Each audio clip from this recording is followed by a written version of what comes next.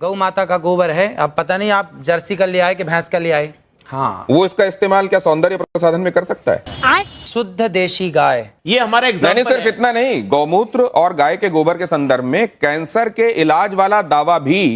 Hi guys, अस्सलाम वालेकुम। शर्मी reaction में आप सबको स्वागत है। तो गाइस फिर से लेके आएंगे हम लोग रिएक्शन वीडियो। गाइस एक पंडित को लाइव शो में एक प्लेट में गोबर खाने के लिए दिया है, क्या वो सच में खा लिया है? तो हम लोग के साथ साथ आप लोग भी देखिए। ये तो गौ माता का गोबर है। अब पता नहीं आप जर्सी का ले आए कि भैंस का ले आए। अच्छा, अब ये भेद भी हो जाएगा। बिल्कुल भेद है। अच्छा, हमको सिखा रिया है। तो आप तो इसके जानकार हैं, विशेषज्ञ हैं, आप तो देखकर बता देंगे कि किसका है। नहीं, ये सब देख के बताने की चीजें नहीं है। देसी गाय का गोबर ही शुद्ध है।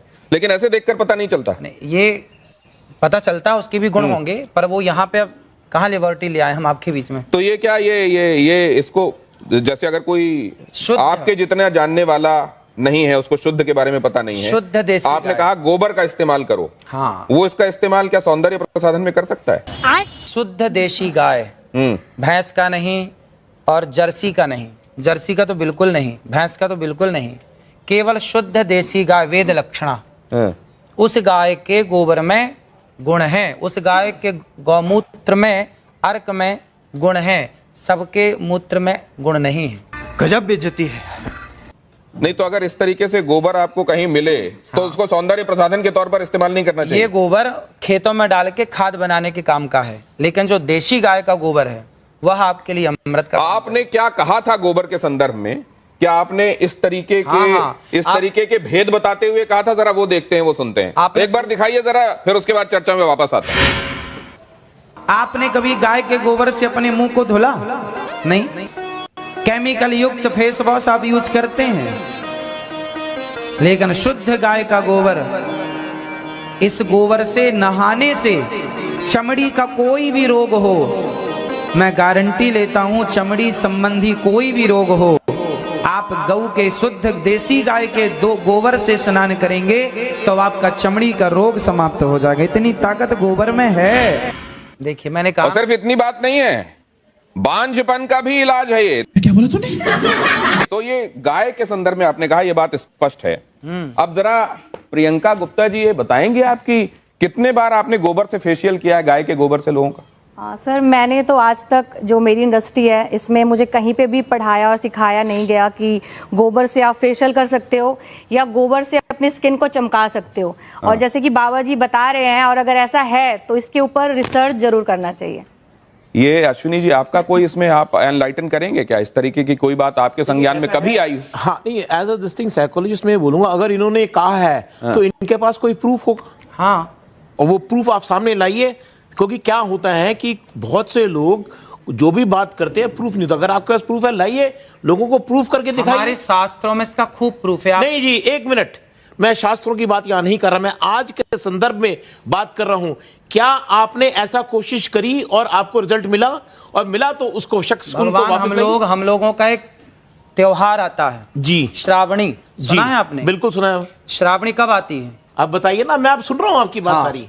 श्रावणी में हमारे यहाँ सारा समाज, ब्राह्मण समाज को ये निर्देश है, शास्त्रों में लिखा, श्रावणी जब होती है तो हमारे यहाँ गोबर से स्नान करने की परंपरा है। अभी श्रावणी में जो आई, उस श्रावणी में हमने खुद, हमारे हजारों ब्राह्मण सबने एक साथ। अनिरुद्धाचार्य जी, एक सेकंड उनकी, एक सेकंड। आप जो कह रहे हैं ना, गोबर का स्नान, कई बार वो किमाच नहीं होती थी जो लोगों के शरीर में लग जाती थी, उसमें नहीं, मैं क्या कह रहा हूँ, कई बार विधान है, हो सकता है श्रावणी में भी नहाते, लेकिन इसका सौंदर्य प्रसाधन के तौर पर इस्तेमाल हो सकता है। कोई एम्पेरिकल इसके लिए एविडेंसेस हैं क्या? हाँ, पढ़िए आप शास्त्रों को। नहीं, अगर अब ये कह रहे हैं शास्त्रों को नहीं, मैं शास्त्रों को आप मानेंगे नहीं। शास्त्र की बात ही कर रहे हैं आज। अरे शास्त्र नए होते नहीं, सब पुराने हैं। देखिए, ऐसा मैं शास्त्र की बात इसलिए नहीं कर रहा, नए थोड़ी होते, कोई हमने थोड़ी लिख दिया शास्त्र। ड्यू रिस्पेक्ट, शास्त्र में तो बहुत कुछ लिखा है, परंतु आज के संदर्भ में, आज एक मॉडर्न जमाने में, अरे क्या ये चीज होती है? चलिए इससे आगे निकलते हैं। इसका तो ये तो ठीक है कि आप चेहरे पे कुछ और लगा लेंगे, लेकिन जिनको बच्चे ही नहीं हो रहे हैं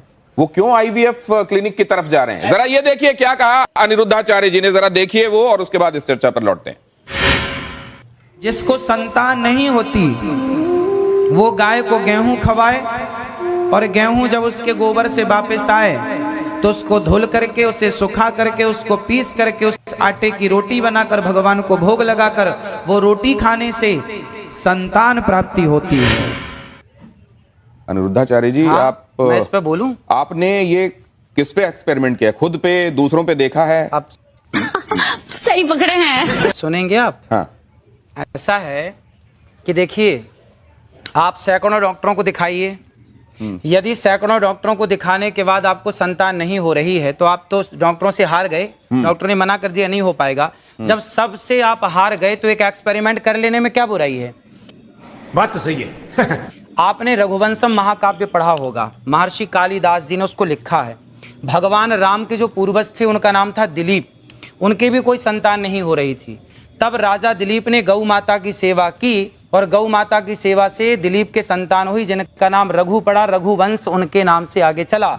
यदि राम का वंश गौ माता की सेवा से आगे चला तो हमारा और आपका वंश भी गौ माता की सेवा से चलेगा। तो तब जब नहीं एक सेकंड, जब दशरथ जी को आज भी है, आप जब दशरथ जी को यही समस्या सामने आई, हाँ, तो उनको तो भी यज्ञ कराना, पुत्र काम यज्ञ कराना पड़ा। हाँ, तो वो इस विधा से क्यों नहीं हो गया फिर? क्या बोला तूने? इस विधा से हुआ। आप समझो, दशरथ जी ने यज्ञ कराया तो यज्ञ में क्या लगता है? यज्ञ किससे संपन्न होता है? भैंस के घी से आहुतियां नहीं होती है ना, बकरी के घी से आहुतियां नहीं होती। जब तक वेद लक्षणा गाय का उसमें घी प्रयोग ना होगा तब तक आपका कोई यज्ञ संपन्न ही नहीं होगा। बिना गाय के ना कोई यज्ञ संपन्न हो सकता है, ना कोई पूजा संपन्न हो सकती है। समझ रहे हो? समझ रहे हो आप? समझ रहे हो? नहीं, लेकिन एक चीज साइंस ये कहता है कि अगर आपने एक खास तरह की परिस्थितियों में खास एक्सपेरिमेंट किया है तो आपको खास रिजल्ट मिलेगा।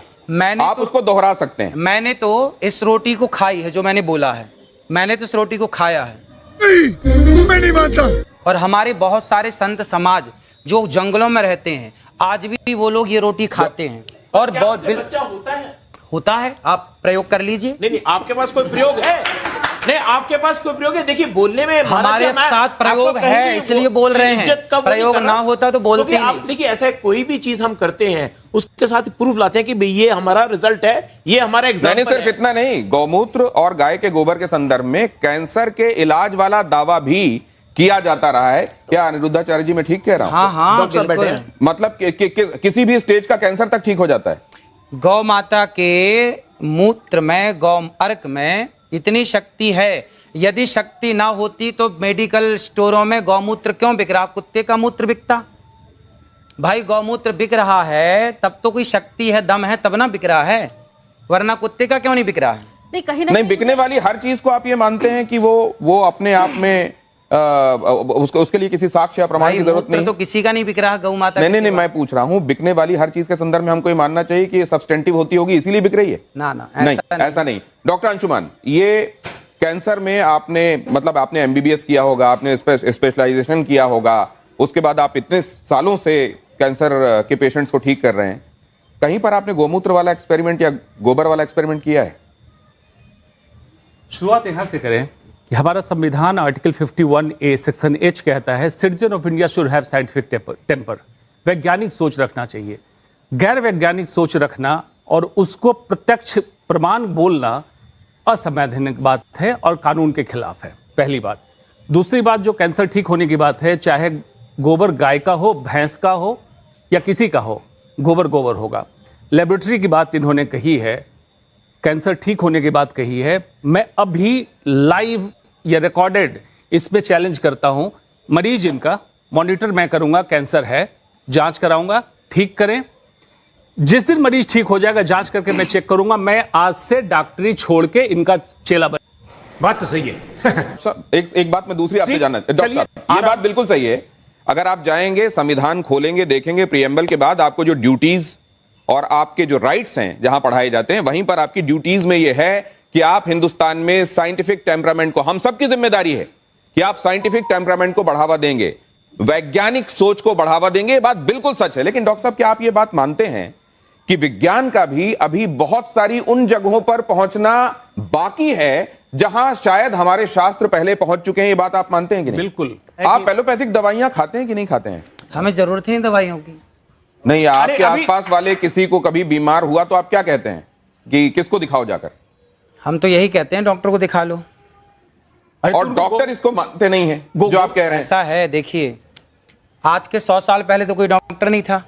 तो गाइस इस पंडित जी ने बोला गया गोबर से बड़ा बड़ा कैंसर का बीमारी भी खत्म हो जाता है। क्या ये सच है? मुझे तो नहीं लग रहा यार।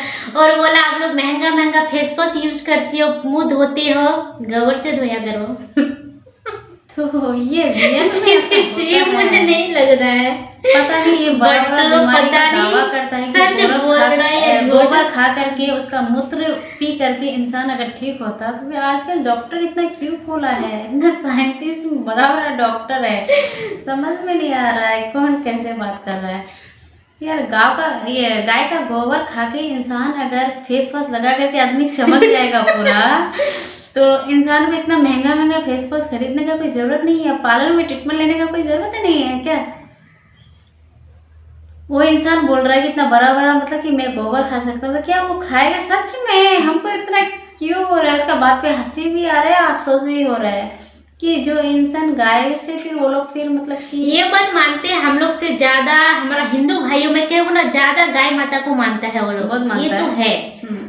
ये चीज पता नहीं लोग कुछ गोबर खाता है ये हम कभी नहीं सुने, आज फर्स्ट बार सुने हैं। तो हम लोग सोचते हैं इसमें वीडियो रिकॉर्ड किया जाए, तो यही सोच करके रिकॉर्ड किए हैं। और गाइस आप लोग मतलब कौन कौन गोबर खाते हैं ये भी कमेंट में बताइएगा थोड़ा सा कि हाँ रियल में। तो गाइस यहाँ पे जो पंडित जी ने जो बोला कि आप लोग को सच में बिलीव हो रहा है ये बात, तो हम लोग को तो नहीं हो रहा है गाइस। तो ठीक है, इनके साथ साथ हम लोग का वीडियो आज का यही तक है। अच्छा लगे तो सब्सक्राइब कर लीजिए, लाइक कर लीजिए, ज़्यादा से ज़्यादा शेयर कीजिए। और गाइस और एक बात, आप लोगों को कैसा कैसा वीडियो चाहिए ये भी बताना कमेंट बॉक्स में। और गाइस आप लोग पूछ रहे थे कि हम लोग कहाँ से बिलोंग करते हैं, तो हम लोग किशनगंज डिस्ट्रिक्ट से बिलोंग करते हैं। हम लोग बिहार से हैं। हम लोग बिहार से हैं जी। किशनगंज डिस्ट्रिक्ट जहाँ रहते हैं हम लोग उस जगह का नाम है। तो इस बात को कर दिए हम लोग क्लियर। तो गैस हम लोग का वीडियो कहाँ तक पहुँच रहा है ये लोग बताइएगा। आप लोग कैसा कैसा वीडियो आप लोग को देखना है पसंद आए बताइएगा। और रिम्पा रिएक्शन मेरा चैनल, उसमें अकेले हम वीडियो बना रहे हैं, वो भी चैनल अब जा करके वहाँ पे देख सकते हैं। ठीक है, बाय। खुदा हाफिज।